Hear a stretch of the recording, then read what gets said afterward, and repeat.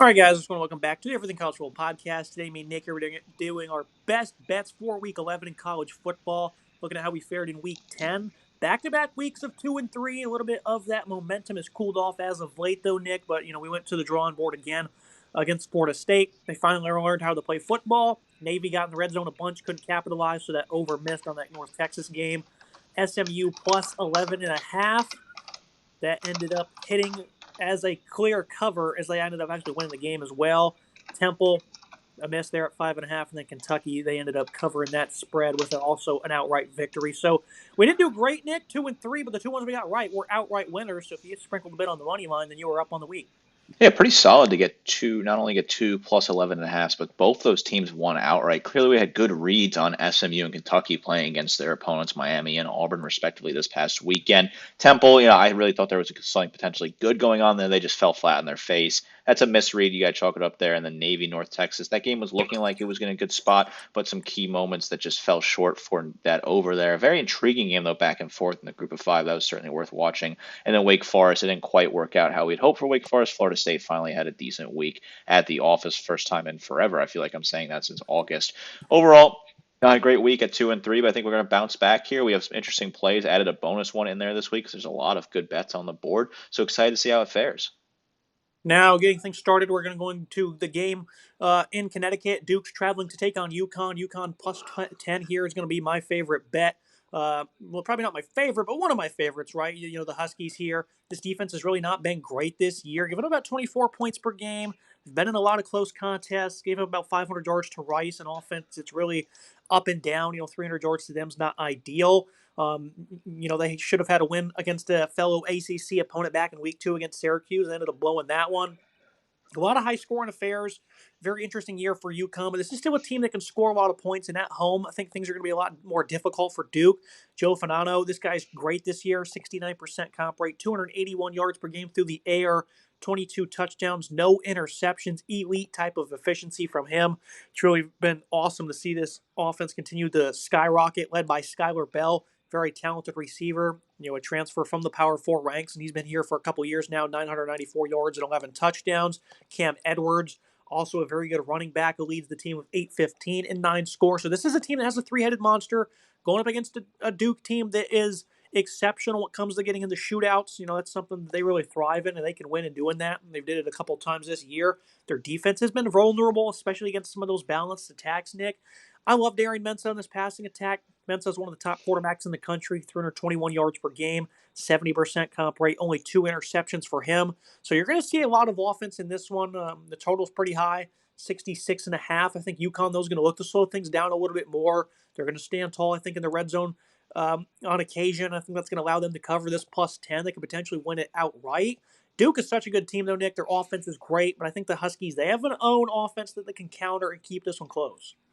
This is quite an intriguing matchup. UConn being one of only two independents left, obviously, of Notre Dame since UMass joined the MAC. It leads to some scheduling quirks, and UConn hosting Duke in East Hartford, Connecticut is kind of a weird one, right? That doesn't really make a whole lot of sense. Certainly in early November, it doesn't make a whole lot of sense either. But UConn's got to fill the schedule here. Duke willing to come up to Connecticut and slug it out with a UConn team that's really solid at 6-3. I like what this UConn team can do. I think they have really good offense. Joe Fanano has been phenomenal under center, right? The 2,500 yards passing, 22 touchdowns, no picks. I mean, he has just been absolutely lights out. About 37 points per game for this UConn offense. They can certainly put it on you. They put a lot of points on the board. 6.72 yards per play. They're really effective in that regard. They are really solid in the red zone, a 91% success rate there. Really solid. They're great on third down, 43% and 61% on fourth down. So this is an offense that is very effective and really solid here. Clearly, Duke's offense is really solid as well. 35.4 points per game, 6.92 yards per play, a strong number there as well. The books clearly think this is going to be a higher scoring game with that 66.5 total there. That's certainly a high number here. I agree with your assessment. Right? I think UConn can slow this game down just a little bit, slow the tempo. They're holding opponents to 4.29 yards per attempt on the ground. That's not horrible. About 24 points per game is obviously not ideal, and they've certainly been a little vulnerable to the pass. 11 touchdowns given up to only 8 picks here, but I think they have an opportunity to slow this game down, really control the pace, and put Duke in a little bit of a tougher spot. I think Mensah is a great quarterback. I think he's really playing solid so far this season, 2,500 yards passing, the 21 touchdowns, and the 2 picks. I think, Nate Shepard's a really solid back for this team. On the flip side, Cam Edwards is a great back for UConn. I think this will be a rushing, duel here. I think both these running backs will have a better day. Duke about 4.61 yards per attempt on the ground. Their defense is giving up 3.78. I think UConn will do better than that. I think they'll have an average around 4 in this game, a little bit higher than that, maybe closer to 5, 4.5, something like that on the ground in terms of yards per attempt. They'll be able to keep this a contest, keep it close. I think they end up probably losing by 7, 8 points when it's all said and done. I think this is an opportunity for UConn to really put a fight to Duke. They'll make this a close game. I think Duke's an incredibly talented team, but I think UConn is an overachieving team where they are. They'll certainly get to a bowl game at this point in the season, and they'll play in an interesting bowl game and really get some meaningful moments. I think the Huskies have some juice playing at home. It's just a weird, wacky game here, and I think there'll be some interesting turnovers. There'll be some weird things that Quirk can kind of go a different way to make this game closer than people expect it to be. I like UConn plus 10. I think they'll certainly be competitive in this matchup. A really good opportunity for them to compete with an ACC opponent at home. Now looking at another game featuring ACC opponents, Cal going on the road to Louisville. Plus 20.5 just seems a little bit unfair to me. This is a Cal team that's really reeling. They've lost 3 out of the last 4. They've really struggled on defense and conference play. I mean, they really can't stop the run, haven't been great against the pass. Louisville, of course, has tremendous balance. They are going to be without Isaac Brown, though, so the backfield's a little bit more depleted than you're accustomed to seeing for Louisville. Miller Moss in this passing attack remain very stout, though.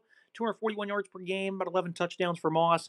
Chris Bell's an elite receiver. Colin Lacey's nice and explosive, especially in special teams. This is an interesting group for Louisville because they probably haven't really been running it up like you figured they could this year. They're coming off a great win against Miami. They gave a bunch of turnovers to Virginia, ended up losing that game in overtime at home. The Boston College and Virginia Tech games were also a bit closer than they probably should have been. They were down at half to Virginia Tech before they rallied, and their defense pitched a second half shutout. I don't know if there's 3 touchdowns worth of gap here between these teams, Nick. Again, I know the Cal defense has really struggled. This offense has been hit or miss as well for the Bears. Freshman quarterback Jerron Kiawe Sagapatole has been pretty impressive. 244 yards per game. He does have 9 interceptions, 4 of those of which came against Duke. But this is a guy that's able to put up a consistent 200-plus yards per game. He has good receivers. I like what they bring to the table. And Tron Grizzle, Jacob DeJesus, Mason Minnie at tight end. I think there's enough here where they can compete. I know this is a pretty good Louisville defense, but it's not perfect by any means, right? They're certainly a little vulnerable to giving up some big plays through the air. 3 touchdowns worth of a gap, Nick. I just don't see it, so I'm going to make that one of my best bets. Yeah, I don't see it either. I mean, this is a Cal team that can certainly be competitive. When you look at their last couple of results, yes, they lost to Virginia Tech and UVA, but they lost in double overtime to VT, and they probably could have won that game and then lost to UVA. Sure, it's a 10-point loss on paper, but there was a pick six at the end of the game that made the score a little bit lopsided, and I believe that was a pretty huge backdoor swing cover for UVA. So I think this is still a Cal team that's competitive. This is a team that I think can still put up a fight. There's obviously a lot of question marks about them going into the offseason. I think there's a lot of question marks in general with them. They're 24.6 points per game, 25.1 points per game given up. So they're really not a great number there to obviously have a negative number there, but they're quite balanced at times with their where they can kind of attack you through the air and make you uncomfortable. I think they've really plugged in JKS, and he has been really solid for this team plugging in. They cannot run the ball, which has certainly been a problem for them. They do have 15 touchdowns, but 2.63 yards per attempt is no good, about 5.01 yards per play. I think he's a really solid quarterback, JKS. I think he's plugged in and has been good. Obviously, the turnovers is something he's going to have to cut down on, but in his start so far, 2,100 yards passing, 11 touchdowns is pretty solid. While Miller Moss has been good on the other side, 1,900 yards passing, 11 touchdowns. Isaac Brown, out for a while, they said. Not sure how long that's going to be for him. As for Louisville, they've kind of played themselves back into the college football playoff conversation, ranked 15th in the first CFP rankings that came out on Tuesday. Clearly, they put them in a good spot with that one loss in the conference. A log jam at the top of the ACC with a bunch of one-loss teams shuffling around there. They had that big win over Miami, and the UVA loss is not really that bad of a loss in retrospect, considering UVA is 8-1 and 5-0 in the conference. So they're in a great spot here. They're going to probably win this game. They're going to win it, but I think the line should be closer to like 13.5 when it's all, really when you look about it. This is not a 20.5 point spread in my opinion. I think Cal's significantly better than them. They deserve a little more respect here. I think this is a team that can really be solid on defense. At times, they can force turnovers. They have forced 6 interceptions and only give up 7 passing touchdowns. Miller Moss has shown a history in the past to be a little bit reckless and turn the ball over. That plagued him at USC and so far at times at Louisville. So if they can get some interceptions, some short field, they'll be able to cash in on some of those points and cut down and cover that 3-touchdown spread there. I think there's a really good opportunity for them to force some turnovers and be strong in that regard. I think Louisville will certainly win when it's all said and done. They're 33 points per game so far this season. They've been really solid. They beat some bad teams, but I think this is an opportunity for them to have a little bit of a quieter game at home, and for Cal to be competitive, give a fighting chance. I don't think Cal is going to win the game, but I think they'll lose ultimately by 15, 16 points when it's all said and done. I like this bet on the board. I like throwing this here because I think this is a Cal team that deserves a little more respect. For the next bet, we're going to move to Boca Raton, 3 p.m. Eastern Time. FAU is going to be hosting Tulsa. For FAU, Zach Kitley arrives in town, and he's been doing all right with this offense, putting up 30 points per game. Passing attack led by Caden Veltkamp, 290 yards per game. That's pretty much their identity, right? Air raid offense, throw the football a ton. And, they've been a little bit underwhelming this year. First year, of course. But they do have those ballers, Veltkamp and his right receiver from Western Kentucky, Easton Mezer, 68 receptions, 631 yards for him. A couple of other guys got 400-plus yards as well. So this is an offense that's capable of putting a lot of points on the board. Rushing attack hasn't been really great. The biggest problem for FAU is their defense has been terrible, right? Giving up 36 points per game this year. They've been playing from behind a lot. They've played some tougher teams, and just trying to keep up this year for FAU has been a big disaster, and that's why their record is where it is. They're going to be hosting Tulsa now, who's not the worst team in the world, right? They have some solid, close games. Temple, they lost to by a point. New Mexico State back in week 2 on the road, they lost by a touchdown. They were able to beat Oklahoma State in a bit of a shocker. They got Mike Gundy fired. But for Tulsa, they've also had some blowout losses as well. ECU, Memphis. And the biggest problem for their defense is they're giving up 39 points per game in conference play. They've just been abysmal the last couple of weeks. Really, the last month has not been good for Tulsa. So the question is, with this 3.5-point line on the road, is do they have enough offense to keep this one within, a field goal? And I'm not sure they do. I think Dominic Richardson's a great running back, and maybe he could really tee off on this weaker defense for FAU that gives up over 200 yards per contest. So I can see him and A.J. Allen, a pretty talented backfield that the Golden Hurricanes have, getting a lot of touches and keeping it close. But I think FAU can come up with enough stops here, Nick, to cover 3.5. I'm expecting them to win at least by a touchdown in this one. I would be disappointed if I missed the boat in this one because the Owls can't string together enough stops to allow them to tee off on this awful defense, Nick. I'm going to be pretty upset.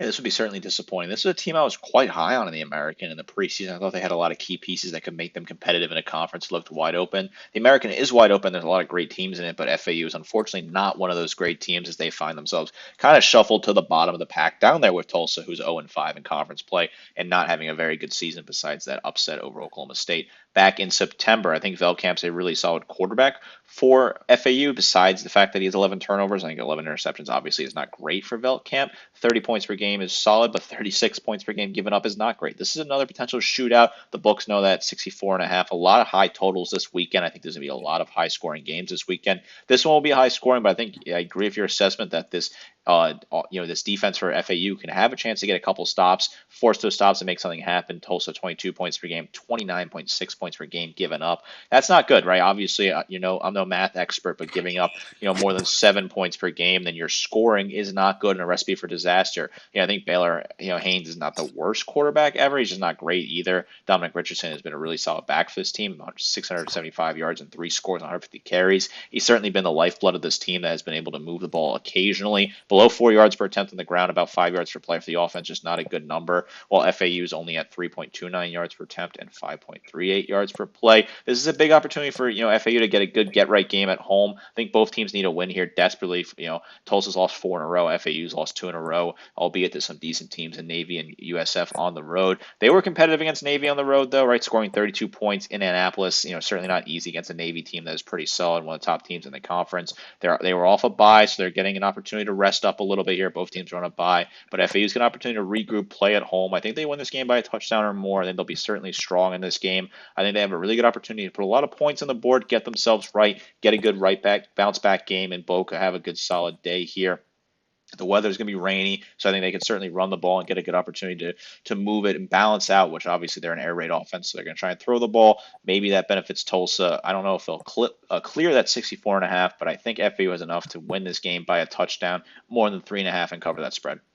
Now we're going to move into some of Nick's selections, getting things started. 7:30 on CBS Sports Network. Utah State hosting Nevada. Wolfpack 9.5-point underdogs in this one. Their record sits at 1-7. I don't think they're that bad because they have played a couple of close games. 3-point loss to Fresno, 1-point loss to Middle Tennessee, 2-point loss on the road at New Mexico. So they've been competitive in some of these games, but at the end of the day, their only victory is a 3-point win over Sacramento State on the year. And in conference play, they've not been all that great. This defense isn't terrible, though. They've only given up over 400 yards really once this season. The other time was against Penn State, so be it. But against San Diego State, they struggled in terms of slowing down that balanced attack. Utah State has a phenomenal offense. They can go toe to toe with really anybody. Bryson Barnes, a nice dual threat quarterback, really producing at a high level this year, almost 300 yards per game. He's got 21 touchdowns, limited turnovers. Miles Davis is a nice, talented running back, giving them some nice balance. The biggest problem for Utah State when it comes to covering this is their defense. They give up about 32 points per game. They get scorched almost weekly. They've given up 400 plus in 4 straight games, 500 plus in 3 straight before last week against New Mexico. So they've not been all that great at home. They've seemingly been a little bit better, it seems, but they've also played some close games against some weaker opponents. So for them to cover, you need 10 points. I'm kind of on the fence about this one because I'm not sure. Like, I know Nevada, they don't score very much, 14 points per game. Their pass game is horrible, 157 yards per contest, 5 touchdowns, and 15 interceptions from their quarterbacks are pretty hilarious.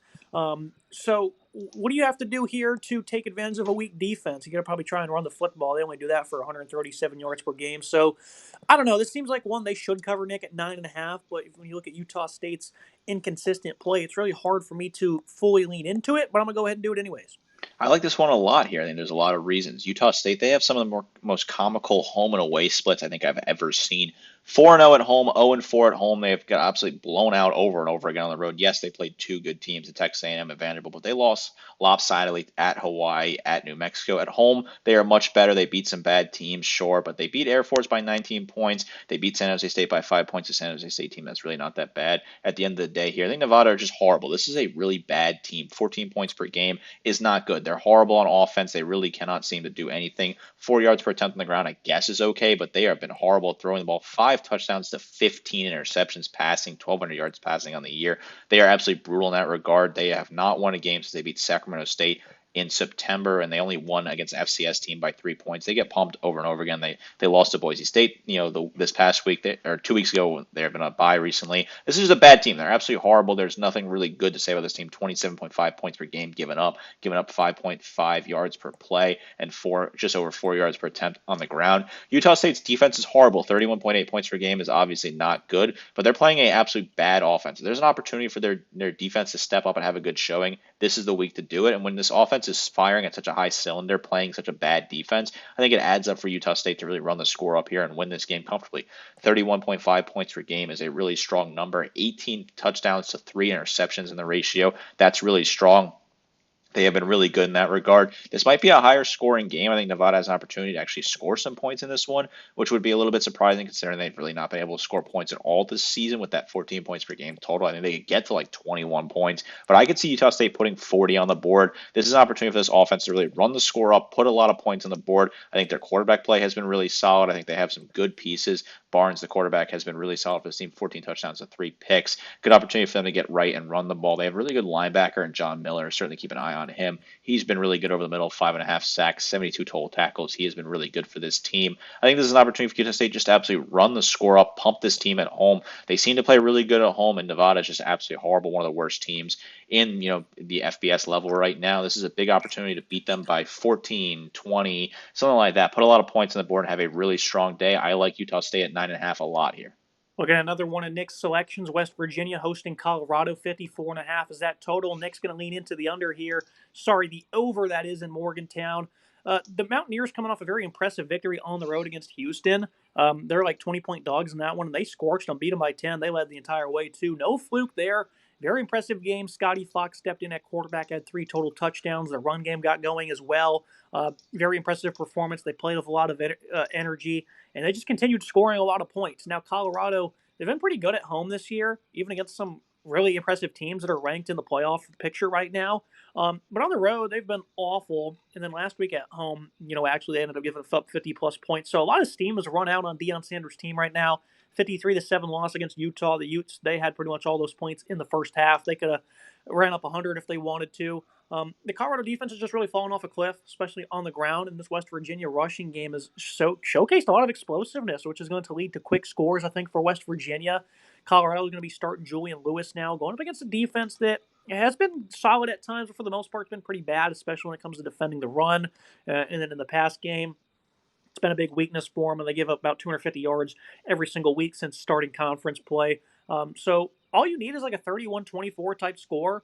I know the Buffalo's offense really hasn't been doing their part the last couple of weeks, but against this group, after a couple of tough games, I think Lewis is going to be able to give them maybe a bit of a spark here. They've got some talented guys like Amari Miller, Joseph Williams. That's all we need, Nick. Colorado to really score 20 points, and West Virginia will take care of the rest. I think this over is pretty good, and I think the book slightly missed it a bit. This total should realistically probably be at like 60 or 62, wouldn't you say?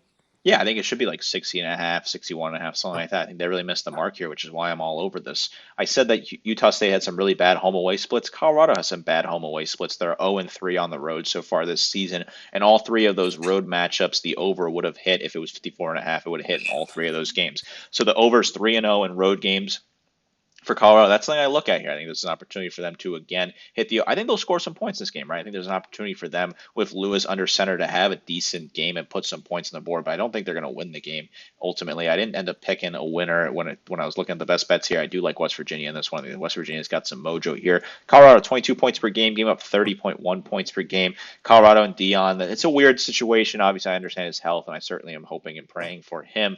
But at the same time, he clearly seems to be checked out as the head coach of Colorado, and things are not working. A lot of question marks need to be answered for the Buffaloes come to the off season. While West Virginia, I think they've got some of their mojo back a little bit here. I know they had a horrible run of form where they lost a bunch of games in a row, 5 in a row in the middle of between the Pitt win and then the win at Houston. Kind of a weird pendulum where they have a huge rivalry win and they beat a good team in Houston on the road in convincing fashion with a bunch of bad losses sandwiched in between. 23.4 2 points per game, beg your pardon, 30.4 points per game given up. They kind of got some mojo here a little bit, though. I think they have some quarterback play figured out. They can finally get something comfortable under center and kind of get themselves in a good position. You talked about the quarterback stats from their last matchup.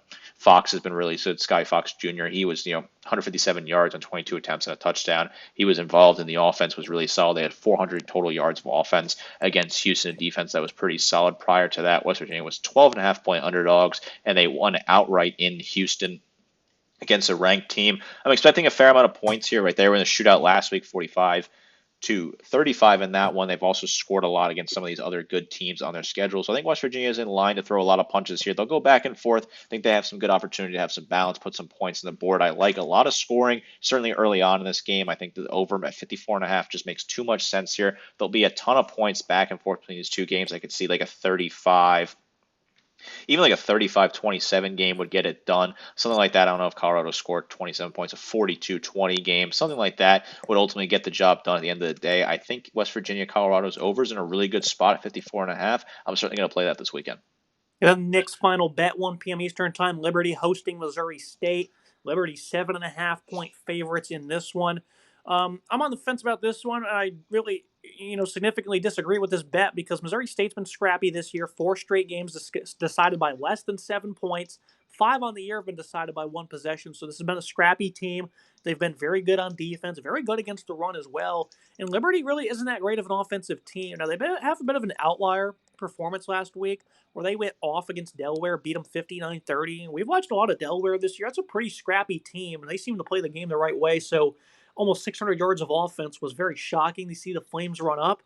It's the first time all year this offense really did anything like that. Other than the Jacksonville State game, they're playing from behind and had 530 yards of offense. They do run the ball pretty well, led by Evan Dickens. Caden Williams has been a solid number 2 running back. Ethan Vasco at quarterback, a good 200 yards per game. Not that efficient, a bit of a turnover problem for him as well. I don't know if they have enough playmakers overall either. I think for Liberty, though, this is a defense that, they've been putting some tough spots themselves, giving up 400 plus and, a couple, about 3 out of the 5 last games against some, less than stellar offenses. I don't know, Nick, where you're getting this one from. I definitely am interested to see the reasoning, but I know Missouri State, 'cause I've seen them play a couple times this year as well. Because a lot of these games are on midweek, right? So we get to see some of these CUSA teams, and Missouri State's not that bad. I have some interesting reasoning here, right? Liberty, they started off the year really poor. They had a bad start to this season. They were really poor. They lost a bunch of games against good teams, but some bad teams as well. They seem to be firing on cylinders in conference play. They're 3-1 in the conference, and they're looking a lot better. I think every single week they're improving on some of those deficiencies, and they play really solid football at home, even though they lost to JMU, who is a really solid team. 59 points last week against a good Delaware team was a strong showing. I think Vasco's finally getting comfortable under center, 220 for him, and 2 touchdowns, 14 of 20 in that matchup against Delaware. Dickens has been really solid on the ground for this team as well. I mean, this is just an opportunity for this Liberty team to kind of get themselves in a groove. I feel like they're getting really confident in conference play. They're dark horses to win the conference, in my opinion, right now. I think they're positioning themselves in a good spot. I know there's a lot of solid teams at the top of the CUSA, but I think Liberty are positioning themselves to be a good team and win this game. I think Missouri State's a good story. I think they're playing good football, right? Won 3 in a row, but they beat some bad teams, some teams at the bottom of the conference in Middle Tennessee State, FIU, and New Mexico State. So they haven't played really the top tier of the conference teams recently. I know they played Western Kentucky and lost a close one. I think that was a one-off for Western Kentucky as well. I think Liberty's in a good spot here. I think they can really step up and play a really strong game. I like the pieces here. I think this Liberty team is kind of finding their groove as the season goes on. 24 points per game, but that number is improving. 4.31 yards per attempt on the ground, just under 1,400 yards rushing and 14 touchdowns. I think that's a number that's going to continue to improve. 5.62 yards per play. They're giving up 22.6 points per game, but I think they have an opportunity here to attack this Missouri State rushing attack that's not very good. 3.64 yards per attempt, 22.8 points per game here. I think the defense can certainly have a strong day here for Liberty.